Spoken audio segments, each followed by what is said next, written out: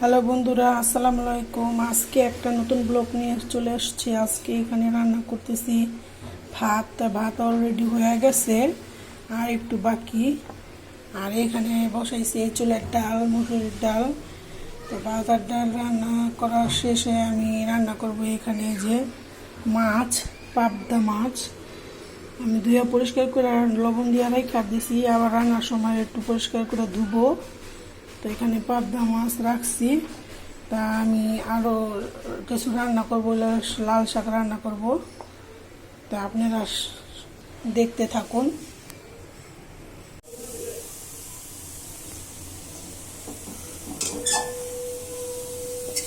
বন্ধুরা, আমার ডাল রান্না শেষ, ভাতও রান্না শেষ। ডাল এখন এই চুলায় বসাবো তরকারি।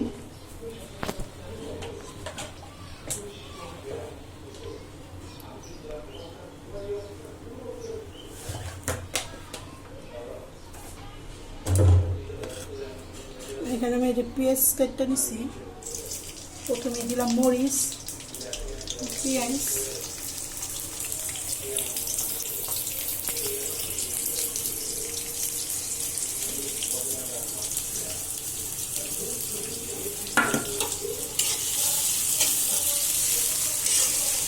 আজকে আমি পাবদা মাছটি ধুন্দুল দিয়ে রান্না করবো।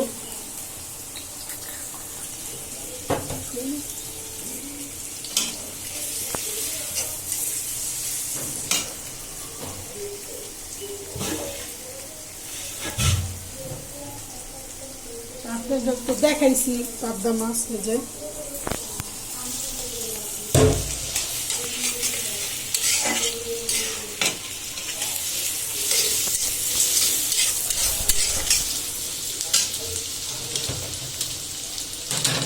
পেঁয়াজটা ভাজা শেষ। এখন এই যে আদা রসুনের পেস্টটা দিব।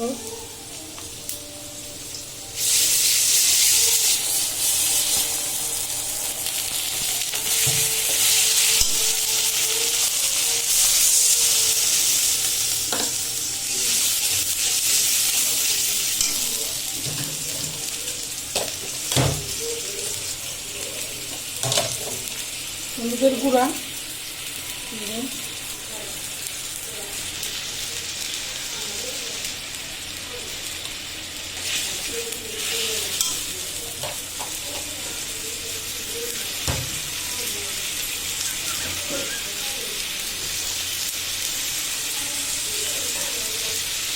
মরিচের গুঁড়া,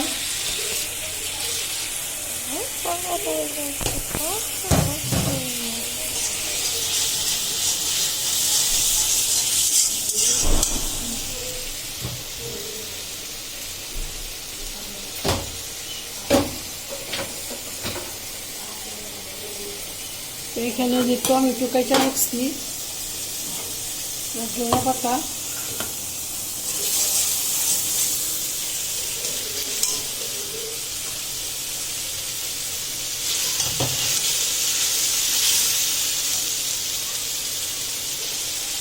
এখন দিব লবণ,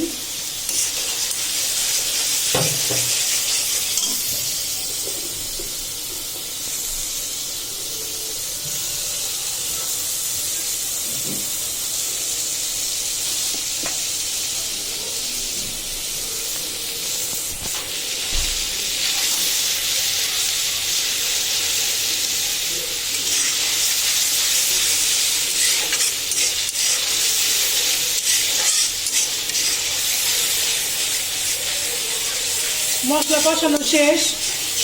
এখন এই যে কেটে রাখা ধুন্দুলটি দিব।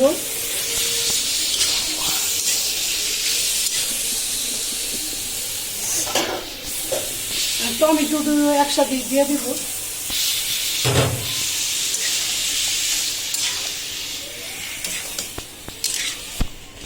মশলা টমেটো সব দেওয়া শেষ। এখন একটু ঢেকে দিব।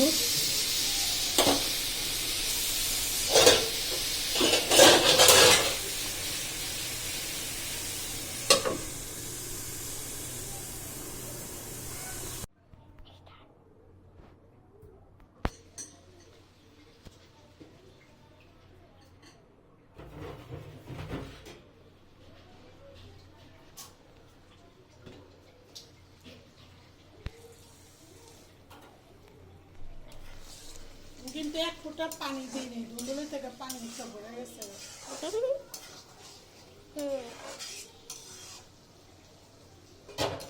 তো তরকারিটা কষানো শেষ। তা আজকে পাবদা মাছগুলির প্রত্যেকটা মাছের ভিতরে ডিম ভরা দেখা যায়। হ্যাঁ, প্রতিটা মাছের ভিতরে ডিম ভরা। আরে বাইরেও দেবো হ্যাঁ, মনে হয়। কাটার সময় দেখছি প্রত্যেকটা মাছের ডিম ভরা। এখন বর্ষাকাল না, এই কারণে সব মাছের ডিম হবে। কাকে না এটা কাটাই, সব মাছই কাটাই। এই যে একটু পানি দিয়ে দিলাম, একটু বেশি পানি দিব, কারণ আমি মাছগুলি ভাজি নেই, ভাজা ছাড়াই রাঁধবো। সবসময় ভাজা রাঁধি, তো রাবু বলতেছে আজকে ভাজা ছাড়া মাছ রাঁধবো। একটু বেশি করে পানি দিলাম যাতে মাছ সিদ্ধ হয়ে আর পানি হয়ে যায়। তাকে তার একটু লবণ লাগবে।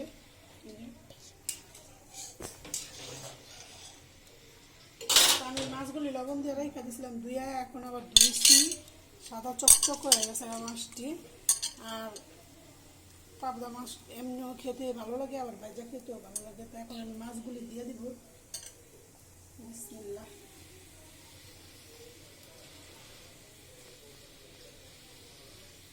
কষাইলে পাবদা মাছ তো অনেক নরম, কষাইলে দেখা যাবো যে মাছ উড়ানোর সময় ফাইটা ফাইটা বাইরে ভেঙে যাবো। এখন আর কষাইলাম না, এমনি ডাইরেক্ট দিয়ে দিলাম। আমি এখন ঢাকা দিব, পরে যখন ঝোলটা কইমা মাছটা সিদ্ধ হয়ে যাবে তখন আমি ধনে পাতা দিব। এখন ঢাকা দিই।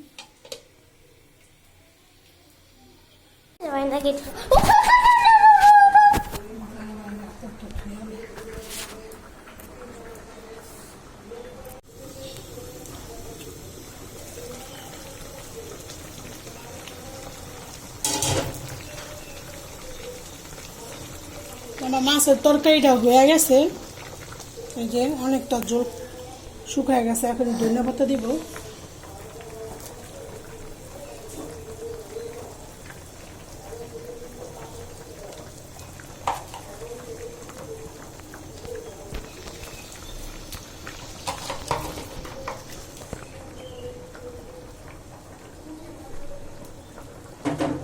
মাছটা আমি খুরচুন দিয়ে লাড়া দিব না, তাহলে ভেঙে যাব। আমি এভাবে হাত দিয়ে একটু এভাবে করে দিব।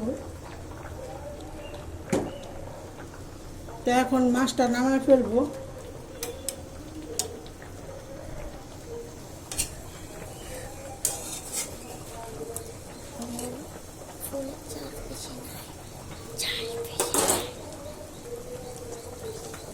আমি এই যে একটু জল জলই রাখবো, কারণ শুধু দুন্দুলের তরকারি তো একটু জল লাগবে।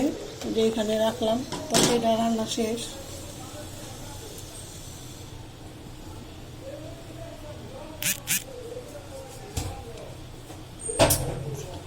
তারা ডাইকে রাখি, তারপরে বসাবো শাক।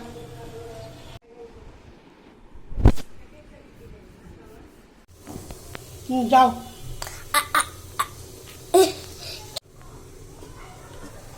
তো আমার তরকারি শেষ, এখন আমি এই চুলায় যে লাল শাক বসাইছি।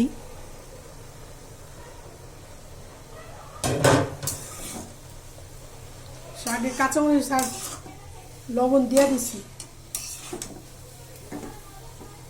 কারেন্ট চলে গেছে।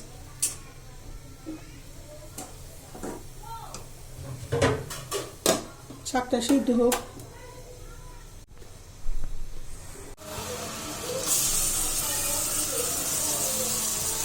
শাক সিদ্ধ হয়ে গেছে, এখানে পেঁয়াজ আর রসুন দিচ্ছি, শাক বাগার দিব। শাকগুলি কেমন দেখছো? লাল না। তো বন্ধুরা, আমার এই যে শাক রান্না শেষ।